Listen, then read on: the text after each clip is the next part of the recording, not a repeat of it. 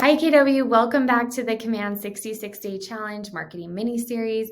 And today we are going to wrap up the consumer experience consumer app and give you guys some tips on how you can utilize this with your clients. So you'll notice we have the website set up. We do not have the consumer app open.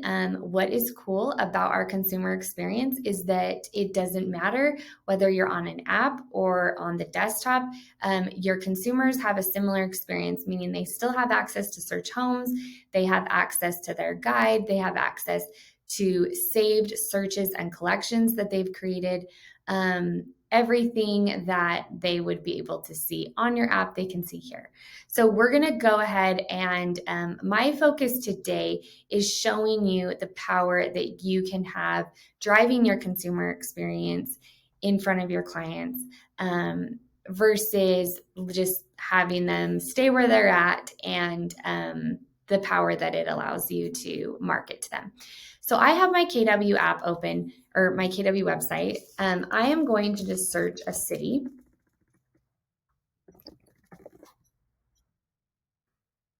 South Jordan, Utah. Okay. Then I already went to Zillow and searched South Jordan, Utah. Same criteria. You guys will notice something very similar. The layout is similar, map similar, showing looks pretty much the same. You'll be able to see like the listing brokerage kind of low on there. So pretty similar. Consumers are used to this, and your consumer experience is this.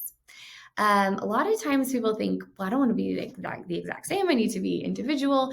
And the thing about this is actually a good thing. You want the consumer to be familiar with the viewing experience because they will lean to familiar. They will lean away from unfamiliar. It's kind of just a human thing. So this is good news. And then I love also that it's showing 66 properties. That's adorable. Here we go. So the other thing I wanted to point out is that when you go onto Zillow and you go find a house, this $775,000 house, I found it on my website as well. I'm going to open them up. You'll see this is how you view pictures, detail. Me as the agent, it just says your agent, right? And then I can quickly send a message to my agent about this property. Hey, I want to see this. So you can also do that. I would like to contact agent. Okay. We know now that this information, if it gets submitted by our client, it is not going to come to us because that's not how Zillow works. Our website is going to funnel our leads to us, your listings, your leads. And so this is one reason why we want our consumer to be here. The other reason is that quick send of, hey, I like this, that actually funnels right into our command system. So if I jump over to contacts and pull up this consumer's name,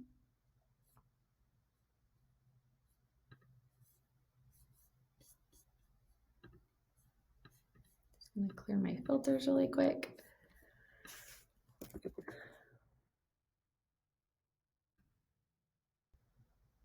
You will notice that anything I viewed, favorited, I've sent a message about this listing, everything goes straight into here in their contact card. So I have record. I also get a notification through the command app. And so this allows me to be really connected to my client very quickly. The next thing that I want to point out is that your client has a lot of ability to be able to save searches and be able to curate their experience, which we have learned is another need of today's consumer, right? Like, let me do it, let me build it, let me decide when, like, let me create my favorites. So similar thing in here, you can actually now go and draw. Let me go click. Sometimes I push the wrong button. There we go. Okay, so I just wanted to maybe do this small part of South Jordan. Now it pulls up these listings and then I can get that result. Let's say I wanted to save that search as a consumer and I'm going to name this like my favorite Sojo neighborhood.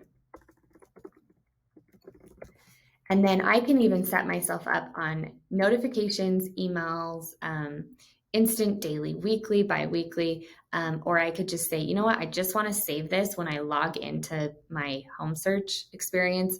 I'm just going to go click never. So now on my app or here, I can see my favorite Sojo neighborhood.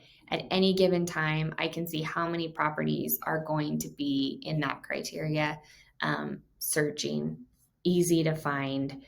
That's the neighborhood I'm honed in on, but it's my own custom drawn area.